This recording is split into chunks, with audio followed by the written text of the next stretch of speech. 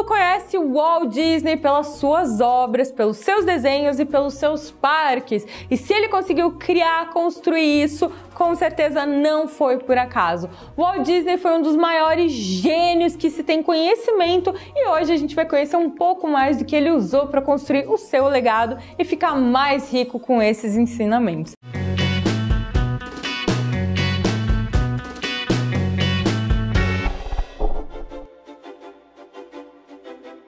Bom, o meu talento não é ser mini, então, dá licença, irei tirar aqui a minha tiara. Walt Disney nasceu em 1901 na periferia de Chicago, mas ele cresceu em uma fazenda no estado do Missouri. Ele era fissurado em desenho desde criança e aos 14 anos de idade ele entrou para um curso semanal no Instituto de Artes de Kansas City, onde ele aperfeiçoou a sua técnica. E foi ali que tudo começou. Então não basta você descobrir qual é o seu talento, você precisa investir nele.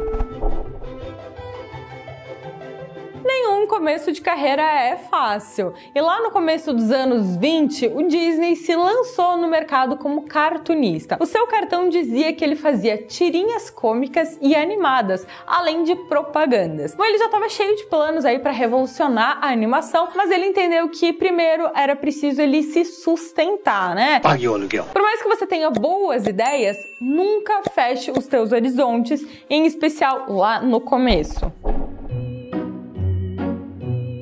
Antes de criar o seu estúdio, ou o Mickey, né? O Disney ele passou por diferentes empresas, além de trabalhar como freelancer. As suas ideias não eram inteiramente rejeitadas, mas em momentos de incertezas econômicas ele perdeu o emprego mais de uma vez. Mesmo com esses altos e baixos aí na carreira dele, ele conseguiu se manter firme e forte no objetivo dele. Muitos cartunistas na época estavam abandonando a carreira para trabalhar na indústria, mas ele falou que não, que ele ia se manter fiel aos sonhos dele e continuou desenhando mesmo sabendo que aquilo era uma decisão bastante difícil.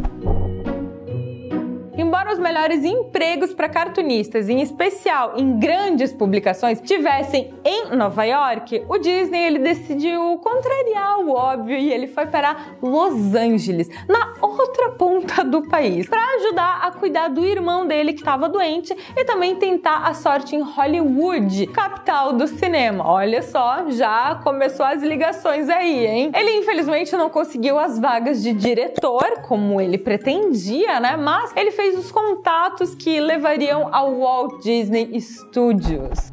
Se ele não tivesse arriscado e ele preferisse ir para o caminho mais convencional, tradicional, talvez virasse apenas mais um cartunista bem-sucedido de revistas e a gente jamais poderia passar as férias naquele parque maravilhoso lá que ele construiu.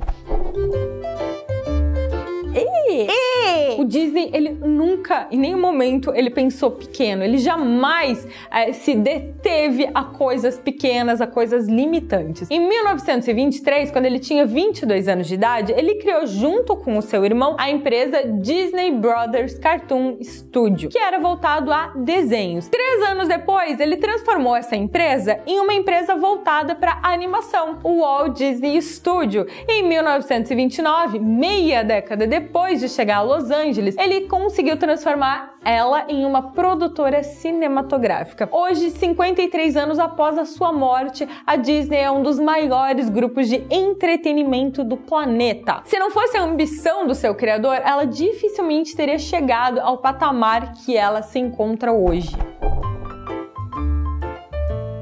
Pensa só, um rato de shorts que assobia e comanda um barquinho. É uma ideia horrível ou péssima? Pois é, essa é a primeira aparição de Mickey Mouse, principal criação de Disney, em 1928. Um curta de 7 minutos em preto e branco apresenta o ratinho que iria se tornar um dos personagens da ficção mais conhecidos do mundo. Então pense o seguinte, dê vazão à sua imaginação, das ideias mais malucas podem surgir as execuções mais fantásticas.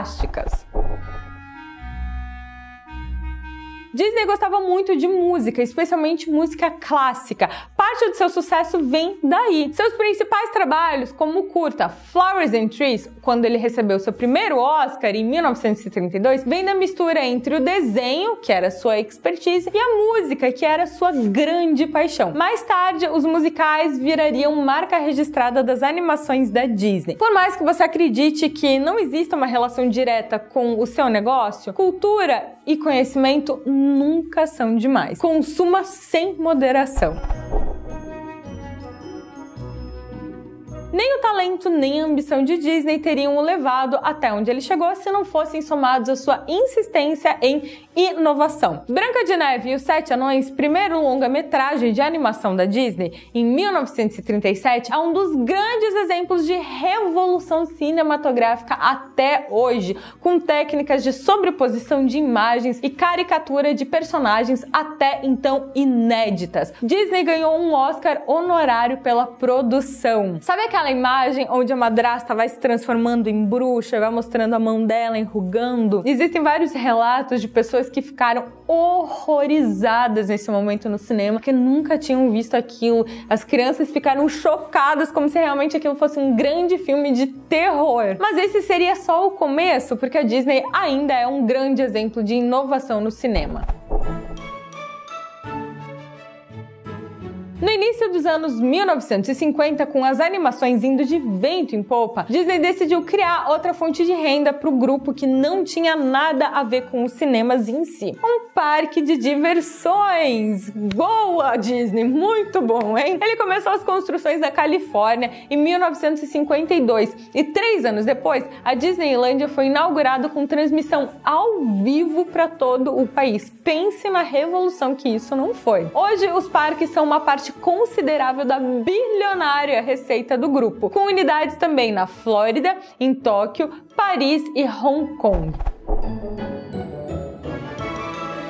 Walt Disney morreu em 1966 em decorrência de um câncer de pulmão. Em seu testamento, ele deixou 45% dos seus ativos para um fundo de caridade, usado em grande parte para construir uma faculdade voltada às artes. Esse é apenas um exemplo de solidariedade de um homem que sempre que pôde compartilhou o seu sucesso com os outros. Quando morreu, Walt Disney contabilizava participação em 81 filmes, com alta influência em quase todos eles. Ele só chegou nesse número porque ele não acreditava em limites, ele sempre estava criando. Disney, ele fazia um pato usar uma roupa, um rato se transformar em um mágico e árvores falarem. Então pensa que loucura é isso. Então realmente deixa a sua imaginação fluir, porque a imaginação aí do Walt Disney ganhou um mundo, porque ele acreditava que sempre ele podia cada vez mais. Confesso que eu me emociono até falando do Walt Disney, porque ele é uma figura gigantesca, ele conseguiu transcender as barreiras de qualquer continente, qualquer região. Então o Disney é uma pessoa que de grande inspiração aí para você que tá querendo começar a criar o seu negócio ou melhorar ele. Comenta aqui embaixo qual das características que você mais gostou do Disney e o que você vai levar para sua vida também. Não se esquece de se inscrever aqui no canal e compartilhar esse vídeo que tá tão bonito, né? Beijos, até mais e te encontro na próxima mini bio da riqueza.